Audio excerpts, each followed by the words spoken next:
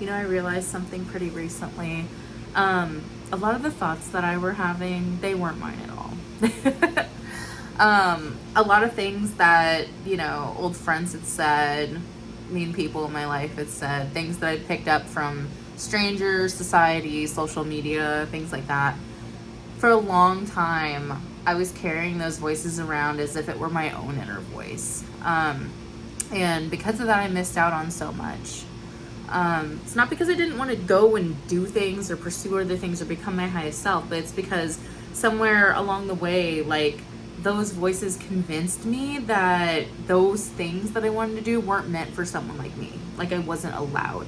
I needed permission to be able to go do those things. And you know, I would hear things like, you know, I wasn't athletic enough, I wasn't attractive enough, I needed to be perfect before I could start out on something, or if I wasn't an expert, I shouldn't do it, I shouldn't start. And it was just stuff that was like completely ridiculous. And one of the hardest things is to realize when you have that going on is like, these other people don't care. The people on social media, societal expectations, all this kind of stuff, like, even people who have directly criticized you or bullied you in the past, they probably don't think about it anymore. They probably were just having a whole titsy fit. It was probably a whole moment for them. And they just, and then moved on. But you didn't move on. I didn't move on. And we started hearing these voices at our own inner voice. We started taking these criticisms as truth instead of, you know, somebody's like crabby thing that they said when they were all, you know, had their panties in a bunch one day. But my aha moment recently was that, like, okay, these are all learned things. These are things that I adopted in. And we have power here. So we can start shoving those things out. You know, it's hard because we don't really see ourselves through our own eyes. You know, we see ourselves through the echo of everyone who's ever told us who they think we are. When we don't take enough time to do the work and look within and ask ourselves for our own opinions, stay grounded in our values and our truth and our feelings. And that can be so hard to do nowadays because of social media, because of how society works right now. You know, we're all experiencing this big boom where we're watched and we're looked at and we're scrutinized more than anything nowadays. And when you have a desire to be better, when you have a desire to be perfect, but you also have a desire to not rock the boat too much and you want peace, those things create a bit of a mess. And that's where you really gotta stand your ground.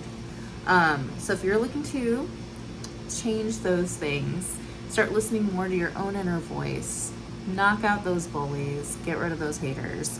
My name's Lexi. Follow, like, subscribe, all the things. And join me on my journey as I like try to navigate this whole new life and leveling up in all sorts of different ways. And I'm going to be filming it raw in the moment while it's happening. So if that's something you're interested in, you're on your own little journey too, let's do it together. All right. So let's get into it. So getting into the video today, I wanted to kind of talk about how those voices and some of those things like really hold us back in life and ways that we can kind of get over that. So this was all sparked by this video I watched. So I watched some video on YouTube. I'm not sure what it was. I was just clicking through.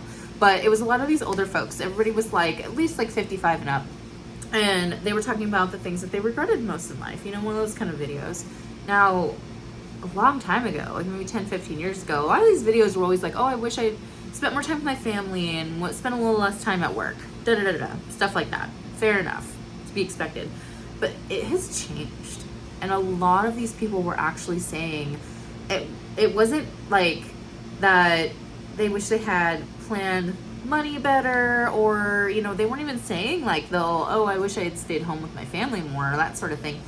All of them were saying that they were like regretting letting other people's opinions of them stop them from what they really wanted to do in life. And this is so important because this is a group of individuals where like the women, the men, like a lot of people were able to be entrepreneurs. These are the people who got to live in the prime of when the economy was amazing, when you could buy a house for like a few bucks, you know, and you could have the kids, the house, the wife, the car, like all of it. And it was actually like relatively affordable, you know, and even then they were living within this box. And like, most of these people were like in the 80s, right? Especially if they're in their 50s, 60s now. They were either like young 20s or like early 30s in the 80s. And we saw how wild the 80s was. I'm like, wait a minute, you guys actually, you cared about what other people thought while you were walking around in like spandex, like neon spandex with big hair and like, you know, looking like freaking David Lee Roth walking down the street, and you were worried. You were worried what people were gonna think if you made a business decision. Anyways, no, it kind of cracks me up. Like, when we put it into perspective, the 80s were crazy, and I'm like, how does anybody who lived through that era take anything seriously after this? Like, especially how like clean cut and we're all trying to be in life and stuff, and they're probably just looking at us like, bro, nothing matters. But no, they're old now, and they're going, wow, I really wish that other people's opinions didn't hold me back from making a lot of these choices or taking some of these chances or living the life that I actually wanted. A lot of them were saying that, and it really hit me because I realized I was doing the same thing. I was letting other people's opinions, you know, dictate what I was doing. I'd spent years like waiting for this invisible permission to like allow me to live my own life. And once you have those like aha moments, you learn to move on from them. And I am no longer doing that because I can see through what it is now. I'm not falling for it anymore. Neither should you.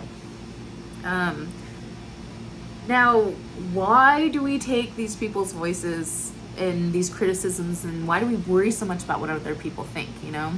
And why do people have things to say? Like, why can't people just mind their own business, right? Well, if you've ever heard of the crab pot theory, then you'll know what I'm talking about. But if you haven't heard of the crab pot theory, essentially when you put a big crab pot or a crab trap at the bottom of the ocean, all the crabs go in, but they can't necessarily get out. It's kind of hard for them to climb and stuff. If one does start escaping, because maybe the bucket's full enough they can get out, the other crabs will pull it back in. They go, no, motherfucker, you're not getting out if all of us aren't getting out. You're going to suffer with us. Misery loves company, that sort of thing. And at the time, I kind of realized that, like, I wasn't using my own inner voice. I wasn't using my own opinions. I was using other people's. And when I was looking at the types of opinions that I was worried about and stuff like that, I realized, like, none of these people are where I want to be. You know, none of these people have a life that I'm trying to, like, live by, or they have no values or morals that I want to live by either. And when I kind of really look at like the people that they are, I'm like, you're all just crabby and miserable, you know? And I'm like, you just can't stand that somebody's doing something different. And a lot of those times this will happen because people have their own opinion of you in their mind. And when you start challenging that because you're changing, it can be triggering for some people. Either way, it's going to cause an emotional reaction. They're either going to celebrate you, or they don't want to crab pot you, and they want to put you back in your little box and right where you belong in their mind, right in their comfort level. But here's the thing, their comfort level doesn't matter. Your comfort level matters. And if you're outgrowing something, baby, bye. I don't need you anymore. I don't need this damn crab pot. I'm out. You can climb yourself out too if you want, but if you don't want, stay in here. You know, boil to death for all I care. but it's hard, you know, and it can be difficult too when some of those folks are like really good old friends, your family, maybe even like coworkers, or a place that like you can't necessarily just jump out and leave real quick. But the important part is to understand that, like, just like I had said, there's going to be kind of a 50-50 ratio of like reactions when you start changing or when you start doing these things that you felt like you needed permission for. There are going to be people who celebrate you too. There are going to be the people who have worked on themselves, they've succeeded, they've gotten to a new place, they've escaped the crab pot. They're going to cheer you on because they know life on the other side. And that's such an important distinction to make, especially when you're taking in, you know, advice, criticisms, you know, when you feel like you're going to judge yourself based on somebody else, something like that. Like, think like, is this somebody I'm trying to be like? Or like for me, you know, like I come from a small town. I know a lot of people come from small towns, and sometimes there's that pressure to like stay small in the small town, you know? And luckily my small town isn't too bad like that. Like a lot of us leave or whatever, but I can imagine how some other places it could be like that. When you try to go, everybody's like, ew, why would you ever live? You know, like that sort of thing. And that's a good example of how it can kind of pull you back in. But fear doesn't have to like be your future. Like, fear doesn't have to, and especially fear of fear of the haters. Come on, you don't need that. You don't need that. You can do this great. You can do this just great, just fine, whatever I'm trying to say here.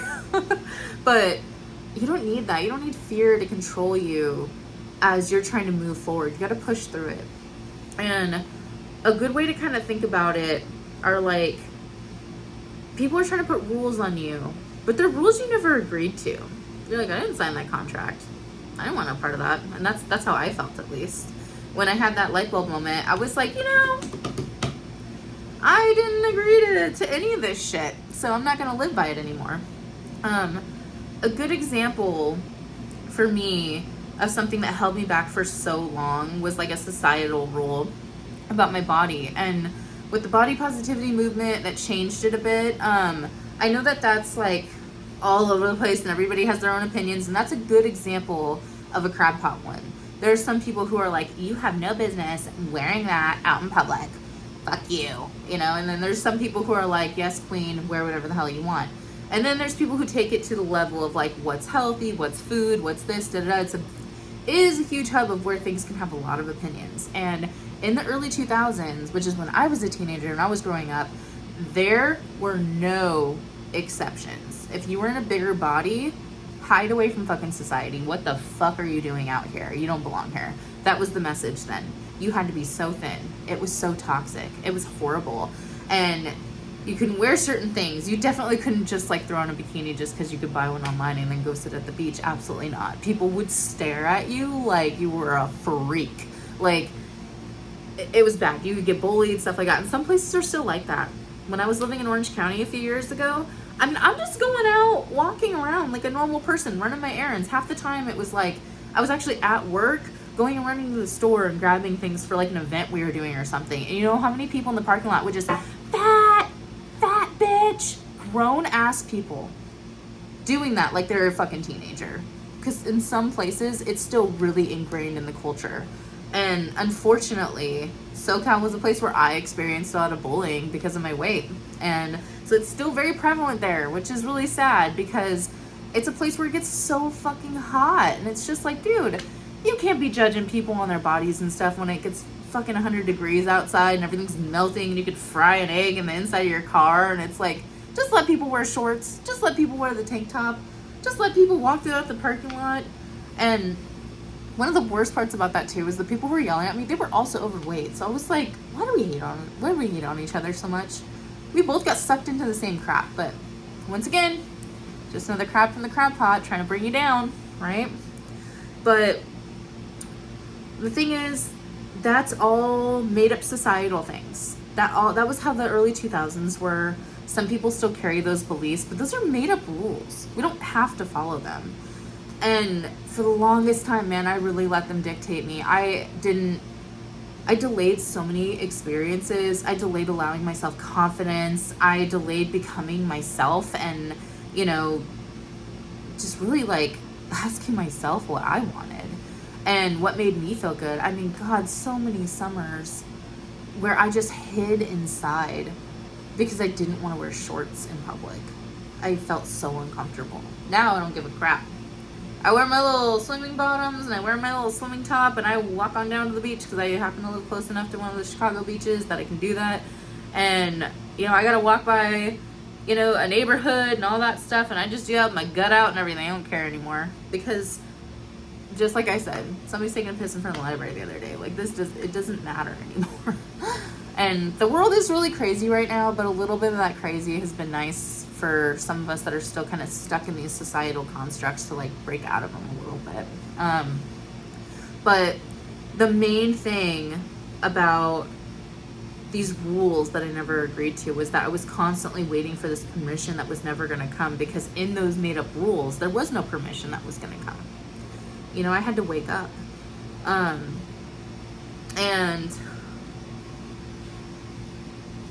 what I realized is like, with identity comes like self-confidence, and you have to prove to your brain that you can be confident confident enough to move past these things. So getting into the next part here, we're going to talk a little bit more about like the nitty gritty of like how to break free. How do we get out of that crab pot? How do we break these societal norms? How do we ask ourselves for permission? Because that can be one of the hardest things, especially when you're not used to doing it. You're new at this, right? So a lot of us will, like, let's take January 1st, for example. A lot of people, new year, new me, they want to start new habits, they want to do this, but they don't do the identity shift, you know? And that's why a lot of these diets, that's why a lot of the new workout routine, the new goals, whatever, that's why they don't stay, is because you're not fully living in the belief that you can do those things or you are whatever that is. You haven't made that full shift yet. And that's why you swing back a lot of the time. That and systems. I'm going to talk about systems in another video, but you know, some of it is the mechanical part and some of it is the mentality part. So, but when you change that story that you believe about yourself, then that's when you find some real progress. As someone who has been yo-yoing back and forth, not just with my health, but with careers, with everything I've been doing in life, because I want more, I want, but I find it so hard to like embody it because of that bullying in my mind, because of these stupid thoughts I'm still living in. I don't feel like I can fully step out of the crab pot yet. Or it was like that. But now I know that I can. And the way that we can do that is we have to give some proof to our brain. So our brain is also one of the crabs in the crab pot. Our brain wants patterns. Our brain wants safety. Our brain wants the same old routine over and over and over again. Our brain wants to believe that what we have, what we've been operating from, is the safest place to be, which is not always true. Especially if we grew up in a really bad environment. We've been stuck in a terrible job that tells us all the time that we're just like a useless pawn in the chess game and stuff like that. You start to find safety in that. It's almost like a Stockholm kind of thing. And it's not that our brains are flawed or anything like that. It's just, it's kind of like AI, you know, if you ask it, oh, do this, sometimes it does it a little too literally, and you're like, oh, no, we gotta like fix it a little bit here. Like there was a video a guy was making fun of like AI because they were trying to cut a sandwich, and instead of cutting the sub like in half, it was like trying to cut it long ways, so it was too long, like skinny sandwiches, like stuff like that. It's kind of how our brains are when it's on its basic operating mode. And what sucks is that the brain's job, because it's meant to keep us safe, it doesn't make us successful sometimes. It can hold us back, but to embrace a new identity and to get these new beliefs and to go forward, I found a little hack that at least works for me. So, SMART goals. SMART goals aren't just for productivity. You can use this to shift your identity, to shift your beliefs, to prove to your brain, give it little nuggets of proof of truth that you are whatever that next thing is. Now, making a vision board, manifesting, all that stuff is great, but you have to use action. The mind follows what the body does, all right? And when we have these big ass goals, like I do, like me, I want to lose 40 pounds right now. That's what I'm trying to do. That's my first thing, lose 40 pounds. Then after that, I want to lose another 20 pounds. And then after that, I want to start putting on muscle and I want to be a bodybuilder. Like I want to get on stage, even if it's just the transformation stage where I just show from going from bigger body to one that could be on stage. Even if I don't become a pro or something like that, like that's just my goal. But I am nowhere near that right now. I'm not even tan enough for that right now. But but that's a huge goal, right? And if I tell my brain right now, oh, I'm a bodybuilder, actually, I'm going to be on stage. Just you watch. My brain's going to be like, sure, girl. Sure, whatever. We'll think like that for a few hours, and then when it comes time to get tired or when we need a meal or something like that, we're gonna go back to what we do, because that's a nice thought, but that's not who we are, you know. And that's one of the things about SMART goals that I love, is we're gonna take that big pie in the sky dream and we're gonna break it down into these tiny little achievable goals. But they're not necessarily just goals. We're going to turn them into proof. So we're going like micro with this, okay? It's not just like, oh, first we're going to lose 40 pounds. You know, first we're going to do this, No, we're chopping it down to like the tiniest little bit, where it's like, we're going to prove to ourselves that we are someone who goes to the gym. We are going to prove to ourselves that we are somebody who eats within their caloric limit, whatever you have set up for yourself for eating. We are someone who follows through with our plans. We are someone who sets up systems so that we have success. We are someone who gets weird with it and does the thing no matter what. We get it done no matter what, even if it has to be weird, even if we have to do it lazy. We're going to get those 10,000 steps in every single day. Even if I'm up there with my pajamas and my blanket on and I'm watching a show on my phone on the treadmill, we're doing it, no matter what that looks like. And we will prove to our brains that we are capable of those sorts of things by chopping it down a little bit. So think of it this way. Once we start doing those little things, no matter how small, let's say you're terrified of going to the gym. You're not used to going there. You feel very intimidated. All those crab pot voices are super loud in your head. You feel like you need permission. You definitely don't feel like a gym girl. You don't know if you're confident in your new little gym fit yet and all that kind of stuff. You are so scared. All right, first goal, you're going to go in there and you're just going to do some stretches. And if you're still having a panic attack, you can leave. But you still set foot in there. And 9 times out of 10, when you're already there and you're already kind of doing the thing, you might jump on one machine. You might do something like that. You don't have to go fully balls to the wall, because what we're proving to our brains right here is we can go in there and nothing bad is going to happen. We can go in there and we can do a stretch. We are allowed to set foot in that gym. And that's a little piece of proof. So the next time you go to do it, your brain is going to be like, oh yes, we did this before. We were able to go in there. It was okay. Everything was fine. There's a little less fear. So you can go do it again. And then you can go do it again. And then eventually, after a certain amount of times of doing it again, you have a pattern and your brain goes, oh yeah, that's something that we do. We go in there, And this happens with anything that you do. Think about like a new place where you start getting coffee at. Starts out with one place where you're like, oh, that was a good time. I had a good coffee there. And then you eventually start going there more and more. And then it's like, someone asks you, oh, where do you get coffee? Oh, I go to blah, blah, blah, blah, blah, And it's like, your brain was fine with that. Why can't your brain be fine like walking into the gym? It takes a little bit more. There's not a lot of crab pot voices going on about where you buy your coffee, or at least hopefully there's not. But there can be about you stepping foot in the gym or trying something new. So you want to start giving yourself tiny little nuggets of truth for your brain to eventually shift into whatever that identity is. But make sure it's specific. Make sure it's safe enough. Safe enough for something that you're going to repeat and go do. Like going to the gym, just go in and go stretch. Go in and just use the bathroom and come back out, however long it takes you. Walk on the treadmill, even if you're not really trying to do cardio, maybe you're trying to lift weights, but just go walk on the treadmill for a little bit. That's like a safe way to scope out the gym, see what's going on, get your brain used to being there. You start getting your heart rate up a little bit. You start feeling good because you're technically kind of doing a workout, and then maybe you're brave enough to go try out a machine or start something. You can also go with a friend, all these things. You don't have to do this alone, but the more you do those little things, same thing with your meal preps, same thing with your journaling, going to bed at the right time, all those kind of healthy habits. The more you do those things, the more your brain goes, oh, yes, we are the person who does this stuff. We are safe enough to do these things. We are confident enough. This is how we build self-confidence. And if you're not very confident, we'll move into our next thing. If you're not very confident in the moment of what you're doing, maybe you're just going through a rough time in life and you're just like, ugh. You're like, I used to be fearless. I used to be able to, and now I just feel like a shell of a person. Ugh. Borrow confidence from your past. Use it as proof to tell your brain that you can get through hard things.